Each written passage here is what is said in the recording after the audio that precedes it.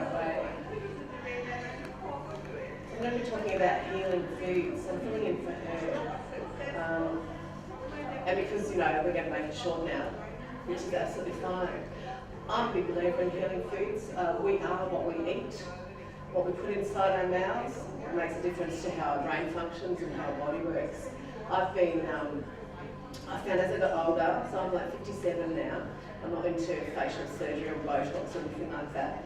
I'm into green powders and green drinks. I've been making up green like spirulina and barley and wheatgrass and all that sort of stuff. I've been doing it since I'm about 28. It doesn't mean that I don't eat chocolate, because I love chocolate and I love junk food. But if I find that if I eat too much of that, I really feel it in my body. Hello, thank you for joining us. I'm not Sandy, my name's Susie Dent. Sandy's sick today, so I'm filling in for her. We're just talking about being that you are what you eat, so the food that comes inside your mouth really make a difference to how you age and how your joints work. When I eat too much sugar, and I get a bit, around the wrong time of the month, and I get a bit interested in having sweet foods, my knees start to hurt, my joints hurt. When I don't eat the right foods, makes a real difference, I believe, to how I've aged as a woman, how my brain function works, and what my skin is like. So I'm 57 now, and I think that I'm aging well because I've been conscious of what I've been eating. Sandy's given me some lovely things to read to you. One that I really liked, I'm making my glasses on for this. So she said, do you know that the different foods nourish different organs in our bodies? And have you ever wished that you knew what foods were good for what things in your bodies without needing to do a nutrition course for years or to consult a dietitian? If you want to strengthen your bones, improve your eyesight, or nourish your heart, wouldn't it be great to have a good idea of what foods would actually nourish those organs without needing to consult an external expert or a book, And welcome to the ancient understanding of food signatures. According to Ayurveda and many other ancient health systems, there's a fascinating science known as the doctrine of signatures, which details that the colour, shape and texture of Mother Nature's natural foods give us a clear indication of what parts of our bodies, organs, tissues, etc. That these foods specifically target or nourish. And I'm a big believer in that. And she's given me this wonderful thing, the doctrine of signatures has been an idea of herbalists for centuries. It's believed that God has marked everything and created everything with a sign or a signature. The sign was an indication for the purpose for the creation of the item. In the early 1600s, this man called Jacob, or probably Jacob Bohm, from Garlitz in Germany, wrote Signatura Rerum, which is the signature of all things. His book espoused a spiritual philosophy, however it was soon adopted for its medical application. It states that by observation one can determine that the colour of the flowers or roots, the shape of the leaves, the place of growing, or other signatures are what the plant's purpose was in Mother Nature's plan. Now she sent me, I'm going to show you these because there's two of you here, whole food signatures. Now carrot, when we slice a carrot, right, it looks like the human eye. Yes. Doesn't it? Yes. And I looked at that this morning, I thought that is so true. So a carrot looks like the human eye, which I'd never really appreciated before this morning when Sandy gave me these notes. Yeah, that's right. And the pupil and radiating lines were just like the human eye, and science shows that carrots greatly enhance blood flow to the function of our eyes. And a tomato, when you cut a tomato, it has 4 chambers and is red just like a heart. And all of the research shows that tomatoes are indeed pure heart and blood food, which is amazing. Now grapes resemble the lungs. The lungs are made of branches of ever smaller airways that finish up with tiny branches of tissues called alveoli. These structures allow oxygen to pass from the lungs to the bloodstream. A diet high in fresh grapes, not the squashed ones that we drink, because they're not so good for you, so it's got to be the fresh stuff. It's been shown to reduce the risk of lung cancer and emphysema. Grape seeds also contain a chemical called proanthocyanidin, is that good? Which is thought to reduce the severity of asthma treated by allergy. Now nuts are really good for us as well. There's some nuts that are great. The thing with nuts are full of protein. I like eating nuts, but you've got to be careful when you eat nuts, because if you start eating too many nuts, then you have too much of the good fats and you start to get fat. you know, so it's like, it's a fine line, you know. But a walnut, when you crack a walnut, it looks like a brain, exactly. So walnuts are brain food. So what I was saying earlier with nature creating these foods that's actually kind of mimics the organs in the body is really true. Even the wrinkles or folds on the walnut are just like the neocortex of our brain, which is quite amazing. And we now know that walnuts actually work on our neurotransmitters for our brain function. Kidney beans, here's a good one. Kidney beans actually heal and help maintain our kidney function. And yes, they look exactly like the human kidneys. So it's great. Now celery, I love celery. Celery is great to cleanse our blood.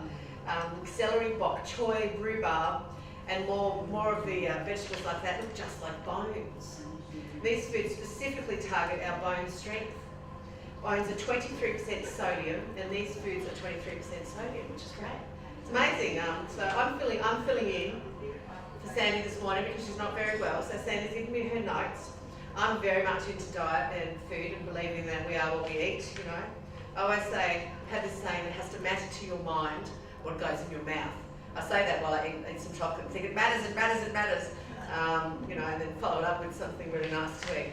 Now back to celery, if you don't have enough sodium in your diet, the body will pull it from your bones, making them weak. And these foods replenish the skeletal needs of the body. Avocado, we have a lot of avocados in Australia. Love avocados. Nothing better than using like avocado instead of butter. Because some butters are not necessarily good for you and good for our waist and our heart and our arteries, which can get a bit expensive if we eat too much of the fatty things. And avocados, pears and eggplant target the health and function of the womb and the cervix of the female. And they actually look just like these organs, which is quite amazing. Today's research shows that when a woman eats one avocado a week, it balances hormones, sheds unwanted birth weight and prevents cervical cancer. And that's pretty profound, really. It takes exactly 9 months to grow an avocado from blossom to ripened fruit. Isn't that amazing? And obviously it takes 9 months for a baby. There are over 14,000 photolytic chemical constituents of nutrition in each one of these foods. Science has only studied and named about 141 of them. It's quite amazing how much health-giving properties are in the food that we eat. Figs.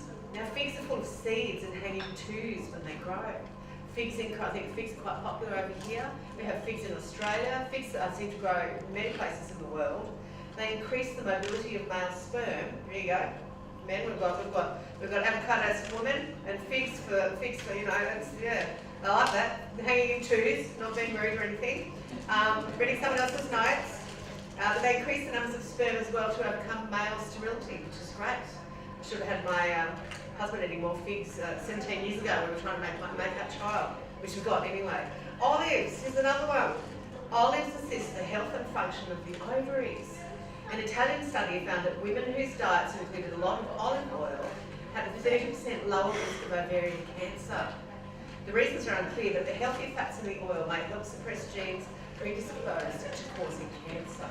It's amazing. It's amazing. Sweet potato.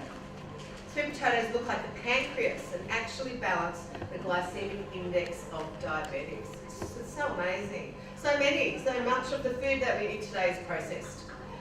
So many of Australian and British and American, so many of our supermarkets, if you go down the wrong aisle, they're trying to train us to go to the green aisle, where all the fruits and vegetables are. Once upon a time, we'd eat fruits and vegetables that were grown in a lot more organic soil than what we're getting now. Now we tend to go for the quick fix because life is moving so fast. So we eat the foods that really aren't food. There's nothing really nutritional in some of the foods we eat now. Which is a shame, but we're so used to eating, we're so programmed to eating foods that aren't really very good for us. And switching back to foods that do come from nature, that it might take a little bit longer to actually, you know, cook or prepare are so much better for our joints. For those of you who have just joined us, I was just saying earlier on to the ladies that I'm personally into, this is not me, obviously, I'm Susie Deb. Sandy's sick today, so I'm filling for her, which is why I have notes. I've been taking green drinks, so I have green powders, and I have done since I was 28. I mix up a concoction of spirulina, wheatgrass, parsley, broccoli, all these dried powders, and I mix them all up together, and I drink them. I mix them with something otherwise. It's a bit like tasting cut grass, and it's a bit gaggy. However, it alkalises my body, and having an alkaline body rather than an acid body is really, really important. And I really believe that it's been a really good reason why I'm aging really well. I'm 57 now. When I don't, and my skin has a lot of really good elasticity in it, when I don't have my green drinks, I really feel it in my joints. If I do have a binge on chocolates, I'm not saying I'm really good, I will still eat Maccas, and I'll still eat the foods that are wrong for me because they're there. But when I do and I'm not balancing with my green powders, I find that my knees will hurt. And as we get older, our joints and our ligaments, they start to pay us back for years of not feeding them properly. However, you can reverse these things in you by switching to a whole food diet, switching to a more nutritionally rich diet with foods that Mother Earth actually provide for us. So eating green is really good. My son has just switched, he's 17. The last 3 months he's become a vegan. Now I know kids go through things, I had no problem with that, so he's not eating any meat, which I raised him on. He's literally eating vegan and eating a lot of raw foods. He's a big kid, my kid, he's 6'6", he's still growing, he has big feet. It's like having a giant dog, but I've got a giant child, right? And he had a lot of puppy fat on it, so he was a big boy. He used to comfort eat all the wrong stuff. In the last 3 months, he's lost 29 kilos. So, and that's because he switched to being vegan. So the proof's in the pudding, so to speak. When you eat foods that are really good for you, your body is going to shed the excess weight that you're carrying around, which is not good for you. I was a little worried about him for a while because he's a big guy. Also meant it was really difficult to shop for him for clothes.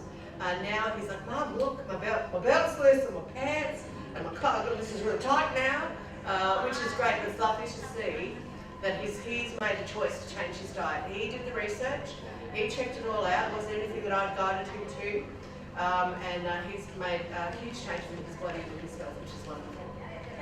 I don't want to run over anybody else's time, so I want to thank you very much. I encourage you to eat green and look after your bodies as your age, because when you get older, your body will thank you for it. Thank you so much for listening.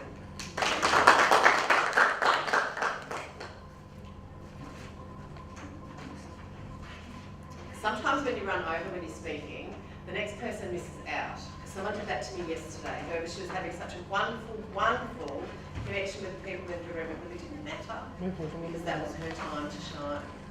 You know, but sometimes I thought I'm going to have to be mindful of everybody else's time. So thank you all very much.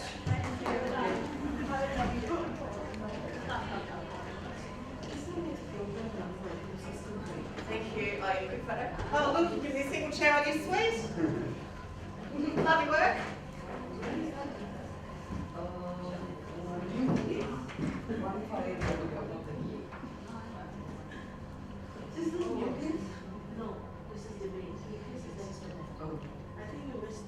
I have to go next door.